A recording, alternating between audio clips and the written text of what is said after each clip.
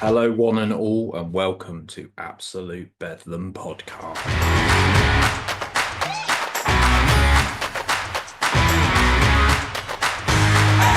Absolute Bedlam. Hello, and welcome to Absolute Bedlam Podcast. Right, so I don't even know what season we're on now.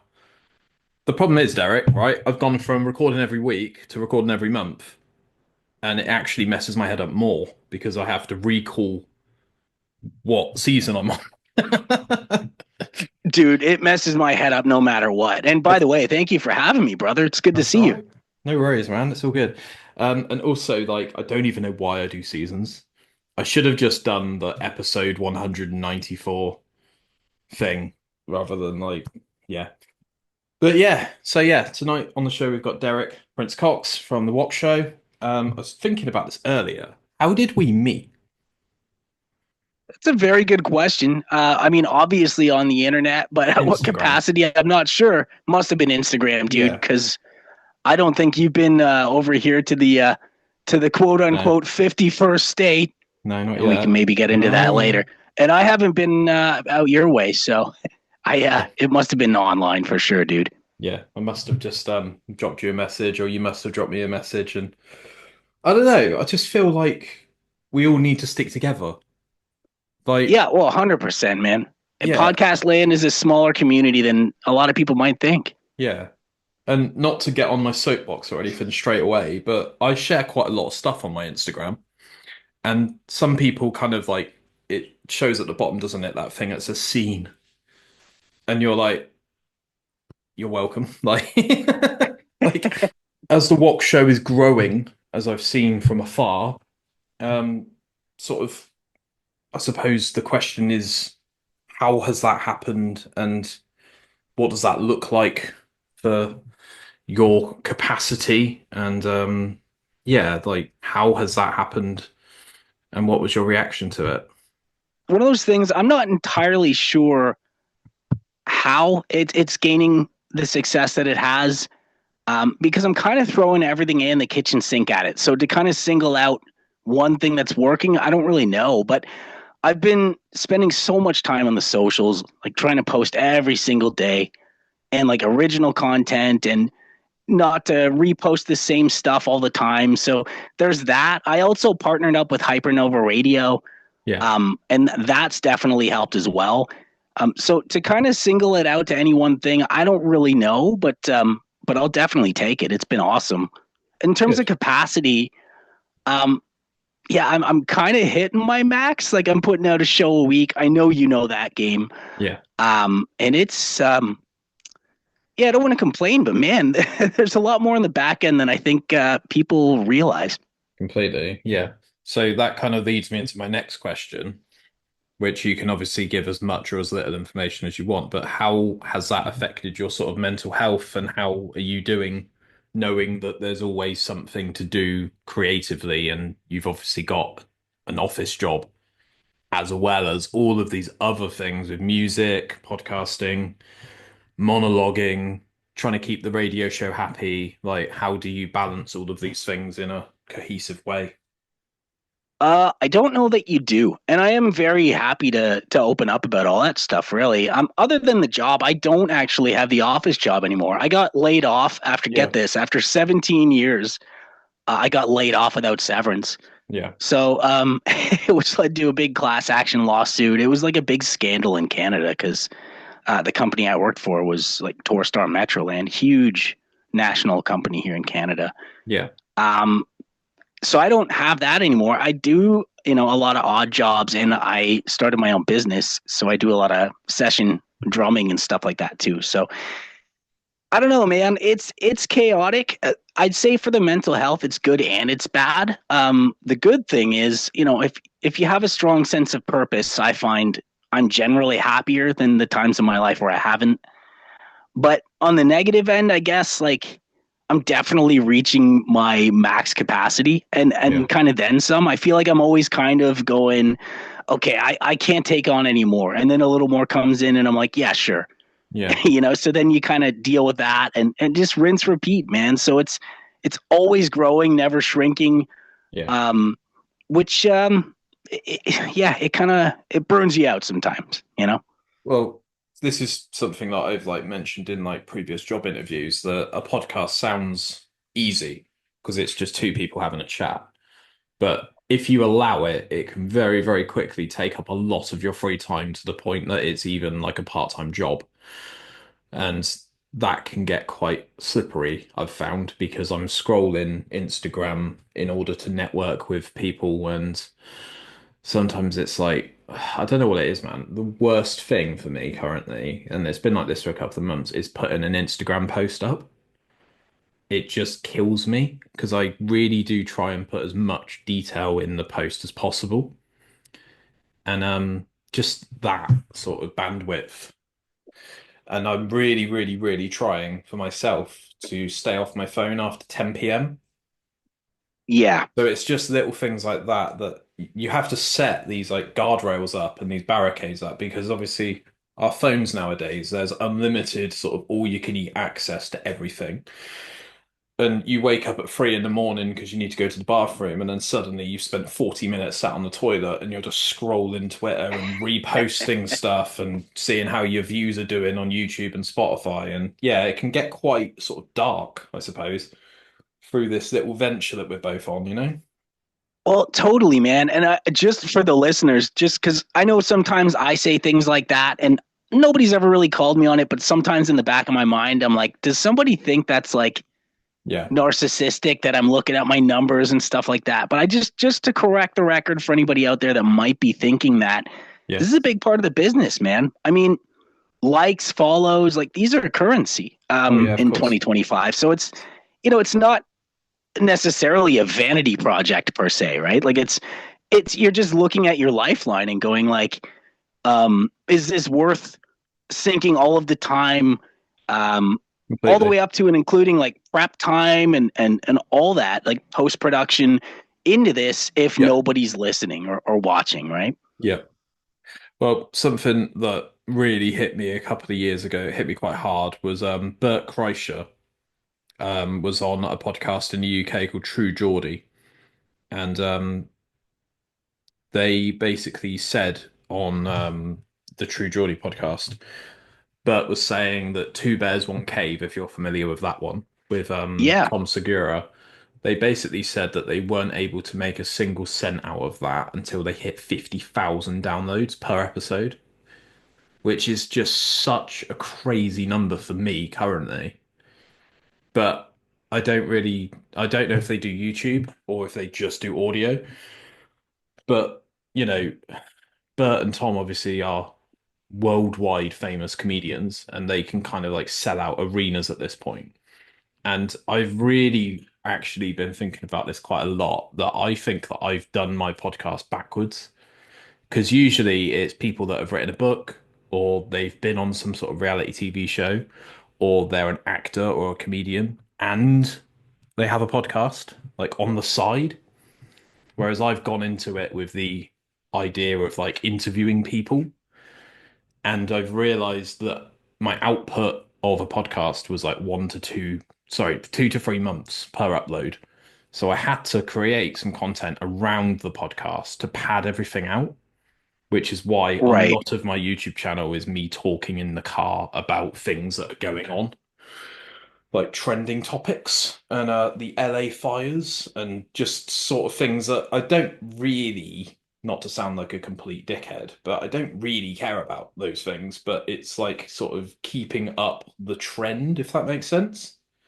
Yeah. Well, So and I yeah, like that sort of stream of consciousness thing that you do, man. It's yeah, it takes brass balls, dude. Have you caught any wait, can I swear on this yeah. Of course podcast you or can. no? No, it's fine.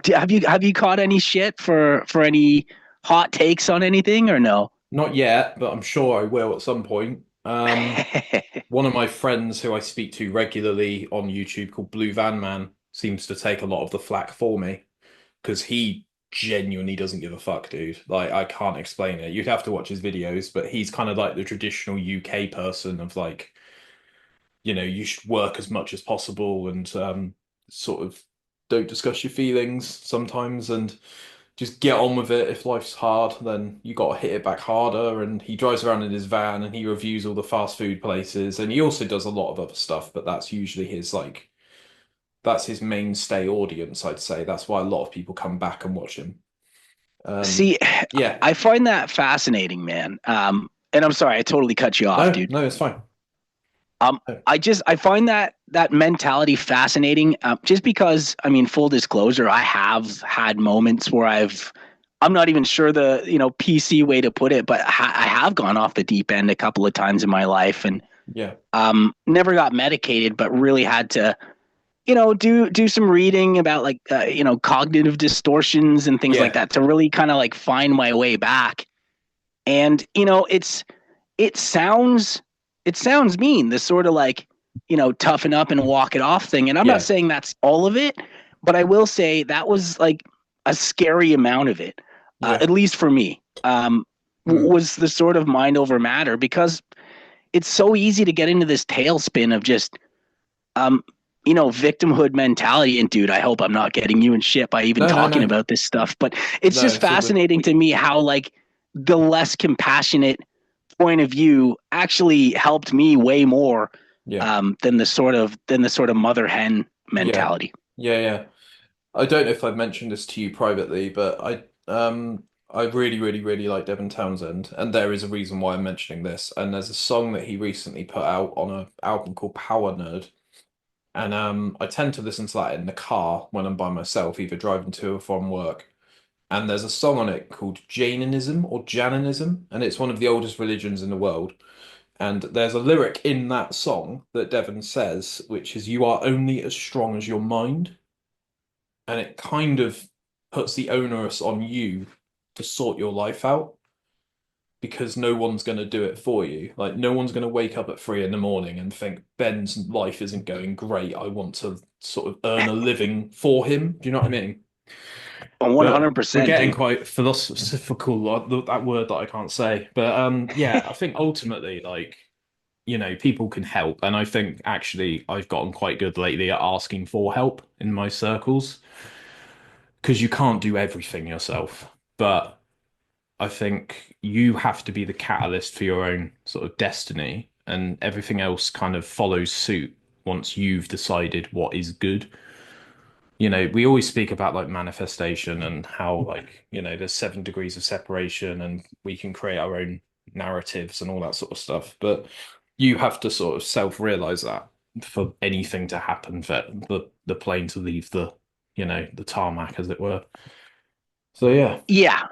Yeah, I think that's the perfect way to put it, dude. Like, at least if that's your foundation, it's not that you have to shoulder absolutely everything and the weight of the world as Yeah. well. But if you at least start from a position of like, I'm responsible for how I feel Yeah. about things, and how, um, how I carry myself. And then from there, sure, ask for help and network. Networking is fantastic, right? Like, Yeah. we're networking right now, dude. Yeah, I think that's genuinely one of my biggest strong points as well, is I love putting people together.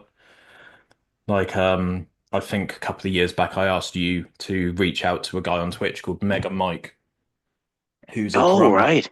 And he recently, well, I still speak to him sometimes, but he seems to have faded a little bit. But he was getting like raids on Twitch. If you're familiar with Twitch, I can obviously explain it if you're not. I Um, mean, familiar somewhat, but yeah. so Herman Lee during COVID, he was getting like 42,000 concurrent viewers on Twitch.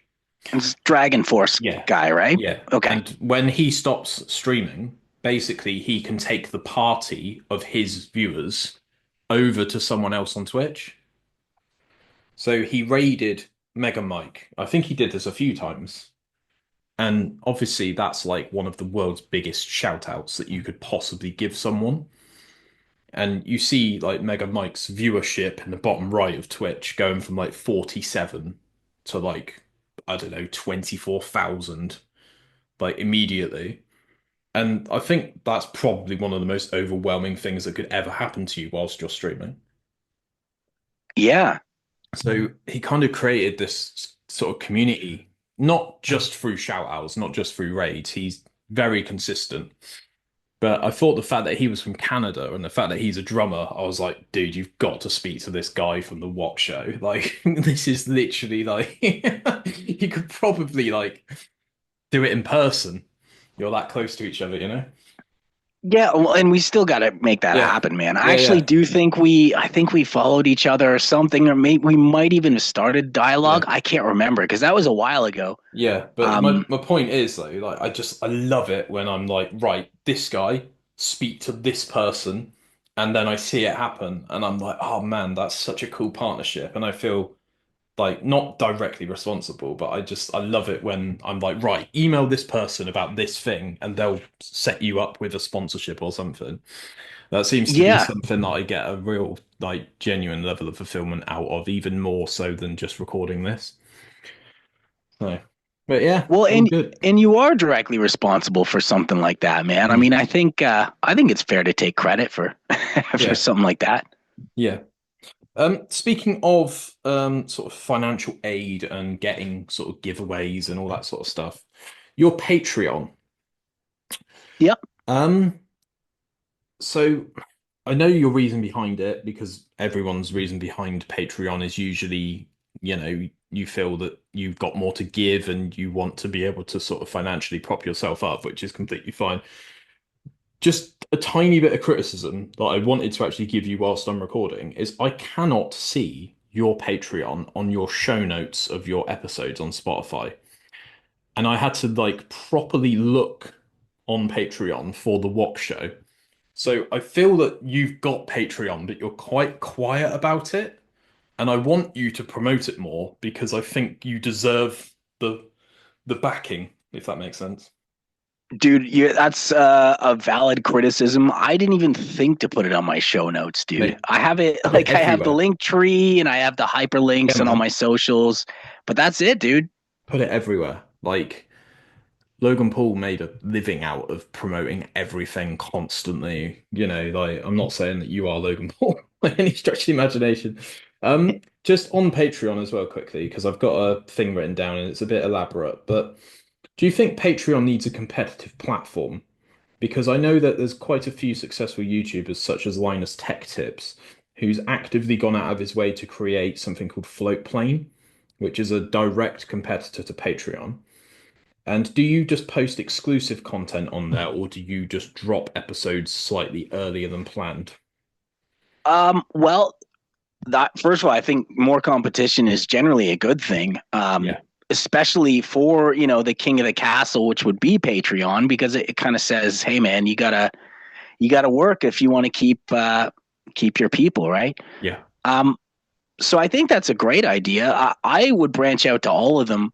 Um, and for me, I don't know, like I had a really hard time coming around to even Patreon because yeah. it's not really my style. But I do see the walk show as sort of one arm of my business, and so I need to try to monetize as many different ways as I can. Hmm. Um, and that being said, I'm not trying to hose anybody. Like even 10 subs would be awesome. Yeah, It's $5 a month, and that's Canadian, so that's like almost nothing, right? yeah. I did have a Um, quick look on your member because I just did a little bit before we joined this, and 65p, which is a UK currency. Unfortunately, a lot of that's VAT. And there's obviously no way around that. But also, just as a bit of a side note to Patreon, did you know, this is for the viewers as well as yourself, Derek, if you have the Patreon app and you back someone, Apple takes 30% of that. if you have an iPhone, hell yeah, Yeah. yeah, it's How extortion, outrageous dude. is that? Yeah, it sucks because I've tried to kind of bring my price down so low to try to avoid that stuff. Because I Yeah, think man. even if you're a Samsung dude or whatever, there's still like $5 is not $5. It works out to be like, 7, $8 or something, of which I think I might get like three of. I don't really care about that. Like, so I tried to bring it down, but Patreon will only let you bring it down so low. Yeah. And I think Hmm. there was another part of the question that I forgot to I forgot to answer. That's all right. Content, Yeah, right? well, So what's the benefit of someone backing you? Is it more content or is it earlier content? So definitely right now, earlier content. I also have a show every month called Big Things Coming Soon. Yeah. It's not going to be available in podcast form anywhere but Patreon eventually. It's just Yeah. right now, it's still a very new show. So I'm just trying to kind of show people, what will be behind the paywall eventually. So yeah, earlier episodes, no matter what. Yeah. And there will be some bonus content. I'm also trying to figure other things out, like maybe cheaper merch or like guest list spots if I happen to be playing Yeah. a gig near you, stuff like that, right? Yeah. There's a couple of people, I don't back anyone on Patreon, but there's a couple of people that I've seen that have done it in quite a unique way. And one of the people that I still speak to regularly nowadays is MC Lars. And he has created a Patreon page that almost feels like his own website, where he's created so many tiers. I'd highly recommend checking it out. But I'm also aware that he's not like a global superstar, and he's definitely on the downswing because he's decided to choose family over sort of touring loads. But he set up one of his tiers to be like, let's go to Taco Bell together. So it was like, if I'm in your city, then I'll come and meet you and we'll go get some burritos or something. And I think things like that, where they're so bespoke, I think they're the things that seem to like really take off. Oh, it's a great idea, man. I So was looking at the tiered stuff. I just figured like I don't even have enough to really promote sort of one tier yeah, rather than to get into multiple tiers. But I'd love to eventually as I yeah, get better at it. It's just the whole thing for me, like the GoFundMe's yeah, and all that kind of stuff. Like it's just so antithetical to sort of the way that I am naturally, that it's yeah. taken a lot of kind of force to get me into just to I know what you doing mean. stuff like that. I do know what you mean, but I think ultimately, if say you run a studio and you're renting out a studio from a guy, or you're having to drive for an hour to get to the studio, or you're trying to upgrade your equipment, like it all costs money, man. Like, you know, Yeah.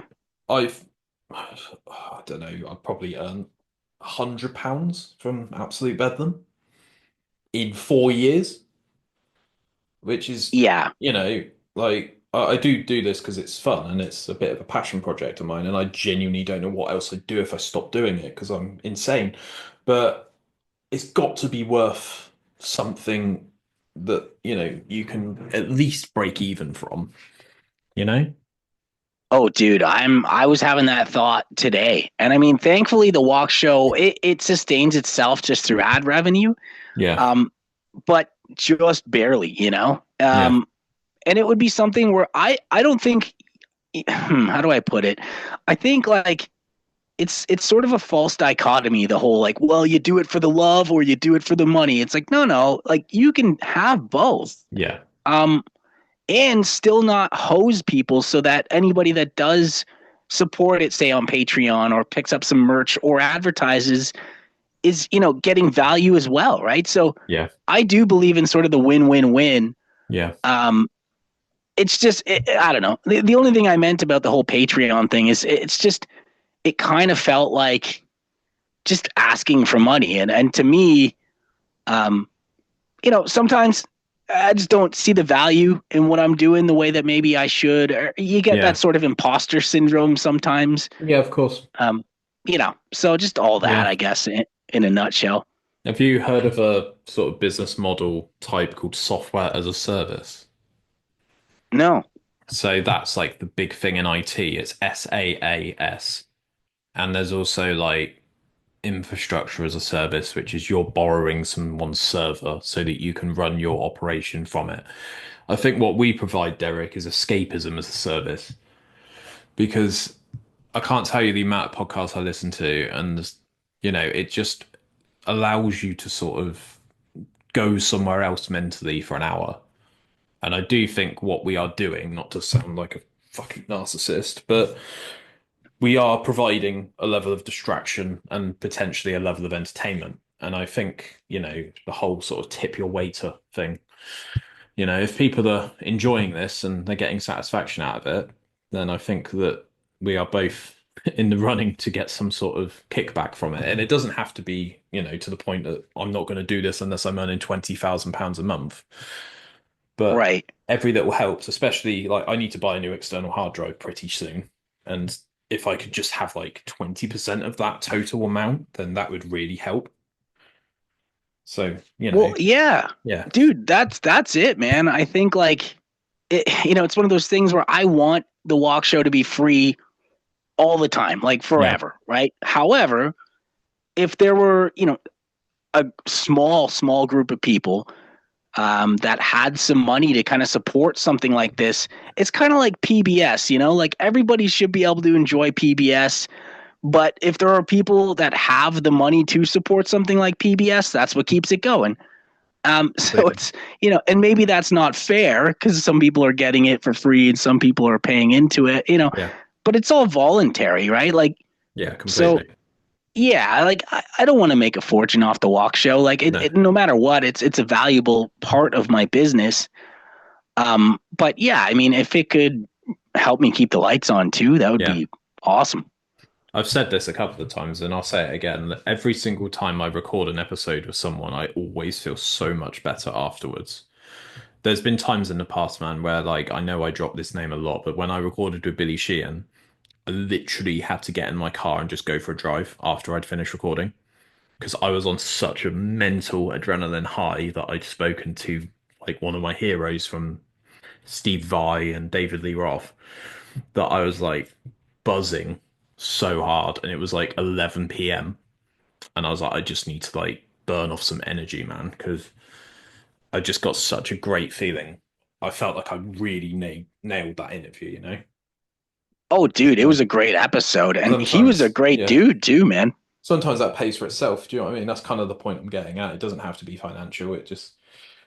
It helps. Yeah, thank you. I still speak to Billy now and then, but I think he's just constantly touring at the moment, so he's quite hard to pin down. And I think sometimes there's a sense of like, why is Ben messaging me? Does he want me back on his podcast so that the views can go up? And it's genuinely like sometimes I know that lightning can't strike twice, and I'm just happy that I had that 1 hour of his time first and I don't need him to come back on the podcast unless he wants to promote something. So yeah, Yeah, yeah. sort of keeping in touch sometimes have a bit has a bit of an ulterior motive sometimes, doesn't it? But Well, yeah, and I mean, I don't think there's necessarily anything wrong with that, but I get it. yeah, If you're somebody like that, I'm sure there are a ton of people that, he seems like a really accessible and kind person, right? So, yeah, I'm sure there are a lot of people that I don't want to say take advantage of that because that's not the way to put it, but uh, you know, if you're putting yourself out there, then people are going to reach out to you, and definitely. I'm sure, um, that has its downsides if you're, a famous but also really kind person. Well, he was on another podcast and he actually gave out his email address at the end of that episode. So I was like, right, I'm straight in there. And obviously, there's a sense of you had that coming if you're publicly announcing your business email address to everyone. But he said in that podcast, ever since Mr. Big released To Be With You, he has received about 3 emails a week from fans saying thank you so much for helping me in my life. And like, that's a lot, man. I can't imagine like doing fan mail, but Yeah. he deserves it. He started Mr. Big as well, which I don't think a lot of people understand. But yeah, yeah, man. Oh, and that song was absolutely massive. Yeah, Um, yeah, just plastered all over radio. yeah, Still is, completely. right? Yeah, I hear it quite a lot still. Yeah. Sometimes I mention to the people that are listening that I've spoken to this guy.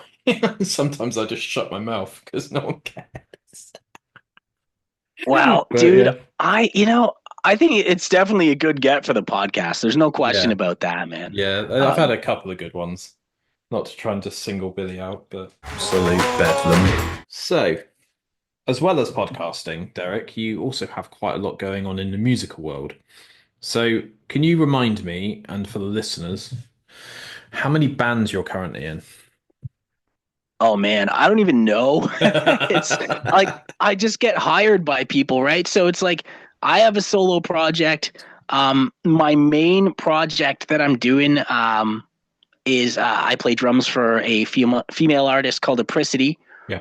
Um, and then just a bunch of cover stuff, man. Like, actually, tomorrow I'm starting a Faith No More tribute. Oh yeah. Uh, yeah, and then just a lot of like top 40 stuff, man. Trying to do like every year, you pick up a few weddings and a few corporate gigs, like a rib fest here and there. Yeah. Um, so yeah, a lot of stuff like that too. I remember you mentioning the FNM tribute show band thing, and I'm glad that that's actually happening because I think sometimes we have like a couple of drinks and we're like, oh man, I'd love to do a tribute band of this. And, trying to find members and trying to find people with spare time. It can sometimes kind of live and die in that evening where you have the thought. But I'm glad that that's actually going ahead. Are you going to be playing drums in that? Yeah, yeah, and honestly, the main reason I wanted to do it was like Jeff Phillips is playing guitar, who was the only male to ever be in the band Kitty. Um, and he was also in a band called Thine Eyes Bleed, which I was a huge fan of. So just to Yeah. work with Jeff, like, I would cover anybody just to be in Yeah, a band yeah. with that dude. That's cool. So apricity, is that the right saying? The right Yeah, pronunciation? you're the only person that got it right, man. That's awesome. I do subconsciously want to say apricot, and I don't know why, but apricity. Are you the permanent drummer of that band, and sort of how did that come about? No, man, I'm just her live drummer right now. I would Okay. love to get into some studio stuff. I will say, I think I'm the longest running live member. Yeah. Um, but we got into that, like, and we were talking about kind of value that's not monetary, regarding our podcasts, and that was one of them for me. Like, I met Apricity through the Walk Show. She was on for an episode, Yeah. and she had she only had one song out at the time, called All My Lies. And I just thought it was so awesome. Yeah. I was drinking at the time and I remember like having a few too many. It must have been during the pandemic. And I just reached out and I was just like, man, your music's so awesome. Like, I'd love to play drums, Yeah, man. and then kind of thought nothing of it. And then it sort of came back just like, so do you want to play drums? Like, 100%. Yes. Love that. Just gonna check out their Spotify quickly to see what they're up to. Because did you guys play Japan? Was that something that I saw online? So we were supposed to last year, and it didn't end up happening. And it is Okay. supposed to happen again. But I I don't want to talk out of school, so I should tentatively yes. Okay. We are going to be playing Japan. But yeah, I don't want to say anything I'm not really supposed to say. No, that's fair enough, man. That's cool. Yeah, like, are you guys from Canada? I'm just looking at Spotify now, and I can't seem to get like a single version of the truth. Are you all quite local It's to the each other? internet, dude. Yeah, yeah. So I mean, we're all here now. Actually, Apricity was born in Scotland. So, Okay. she's technically like a UK resident, I guess. Got you. Not sure how all that works, but she does live in Canada. So, um, but we have sort of different lineups, right? So, I mean, Apricity is, some people are like, oh, it's a cool band.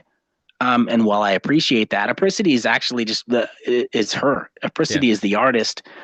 We just back her up, right? So her live band, I mean, we've had people from the States. We had Troy Zach from Econoline Crush out in BC playing bass with us for a while. So it's sort of like a collective of musicians basically backing up this incredible Yeah. artist, And what's her name? Apricity. Okay. Cool. I keep seeing It's like Madonna. yeah, I keep seeing Sean Camille come up when I Google search apricity. There's also a lot of artists called apricity. I don't know if you know that on Spotify. If you type it in, like seven other bands come up. There's one from Oh man. Essex, which is like near London in the UK. So I was like, oh, it's definitely not them. But Well, we'll have yeah, to do more international gigs and challenge them all to a duel. apricity off. Yeah. Yeah. Have you got more songs now than when you first interviewed her? Oh, definitely. Yeah, yeah. I mean, she just keeps pumping out material, and yeah, it's all awesome, and it's really eclectic, right? So I mean, All Mm. My Lives was kind of dark, I would say, more of like the sort of Evanescence camp. Yeah. Um, then she put out a song called The Fear that was still very dark, but like a lot softer and dynamic. But she's put out stuff that's more pop punk. She has some stuff that's like I would call straight up pop. Um, yeah, so it's all over the map, and she's put out a ton of stuff for sure. Yeah. Is it All My Lies? Lies. Yeah. Okay, that's fine. I'll take a look. Yeah, cool, man. Well, is that your main band at the moment then? Is that like the sort of the biggest time suck in terms of original bands? Oh, definitely. Like I gig with her the most for sure. Yeah. In fact, the only other original band I have right now is my solo project, which just like I put out one song, I think like maybe 3 years ago or something, and it's just sort of in limbo, man. But Yeah. um, yeah, other than that, it's all covers. Yeah. Yeah, fair enough. Um, I remember the first time we spoke. I can't remember if you came on my podcast or if I came on your podcast first, but I remember you said that you were a sort of multi-instrumental person, whereas I just play bass. But is that sort of itch needing to be scratched at the moment in terms of you just playing drums currently? Do you want to pick up the guitar or sing or, back to the former conversation that we had? Yeah, I mean, not I love playing drums primarily, and I think I always will. But yeah, I would love to um, just write some more stuff. I like I'm not really good enough at anything else to sort of be in anybody else's band. I don't think so. I kind of have to just write my own stuff. But um, there's something about it, like singing. You know, I don't really like doing it because I'm not particularly great at it, but it feels really good to do. So Yeah. yeah, it definitely scratches a certain itch. Um, and Yeah. then at the end of the day, you just gotta hope that it doesn't like totally suck, you know? Yeah, there's a lot of self-doubt in music, isn't there? Yeah, Yeah. I think it's important to know that your like main instrument is drums and everything else after that's a bit of a sort of bonus kind of overflow thing rather than I don't know how people do it, man, where they're like insane at all instruments. I'm like, I bet you don't struggle with anything in your life. Like, I had to like really sit down with my bass when I first started, and I had to like every night I had to practice for like 25 minutes. I really had to provide myself with a level of discipline of like, no, I cannot just learn the verse and the chorus of this song. I have to learn the whole song in order to progress, and then I can move on to another song, you know? right. So yeah, I think some people just have it like a little bit easier than that. They kind of sit at the edge of their bed and never actually sort of do anything. And I think that's one of the biggest like miscarriages of justice ever, where like people are just so naturally talented at things that they don't want to sort of pursue them. But yeah. Yeah, yeah. Fair enough, dude. I Yeah. know. So sorry, I actually might have to jump off. My dog he's got a disease called IBD, and he's been flaring up. No We have him worries. on a mountain of meds right now, and yeah, I can hear him. Yeah, I might need to get him to No the problem. vet, dude. That's all right.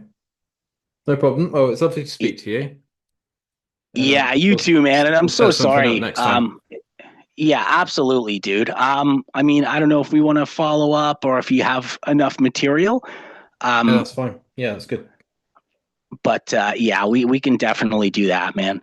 Yeah, no worries. All right, brother. Well, I appreciate it, man. No worries. I'll speak to you soon, all right? Sounds good, dude. Take care. Hello, this is Ben from the future.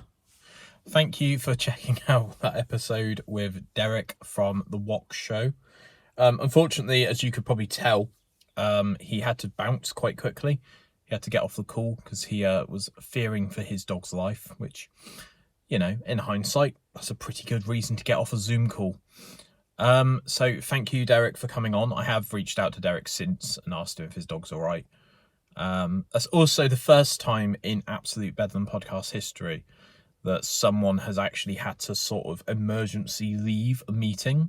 So I do apologise in the recording that was like a month ago now. If I seemed a little bit cold and a little bit like, oh, fuck's sake. But, you know, these things can't be helped. There's no point in getting stressed out about it. I just genuinely appreciate Derek spending some time with me. He's genuinely one of the busiest people I know. From afar, I've never actually met him in real life, but the amount of bands he's in, the amount of work he does with his music, freelance stuff, the amount of podcasting he does separately, and yeah, I'm surprised, to be honest, that we managed to squeeze this in, even though it's only 35 minutes long. He is a complete powerhouse, and he doesn't seem to ever want to slow down. So thank you very much, Derek, for coming on. Hopefully I'm going on his show, The Wok Show. So yeah, look out for that in the future. I'd say probably Derek's got more of a audience on audio, like Apple Podcasts and Spotify. He does have YouTube as well, which if I remember, I'll put his YouTube link in the description below. And yeah, thank you again for coming on. And sorry if I seemed a bit deflated. Well, I think the problem is I'm now recording one podcast a month, whereas when I was recording one podcast a week, I could like quite quickly be like, yeah, no worries, man, see you soon, cheers, and then I'd have another guest on in a week, so it would almost like cushion the blow of someone sort of leaving the Zoom call abruptly. But these things happen, like I've just said, so there's no point in dwelling.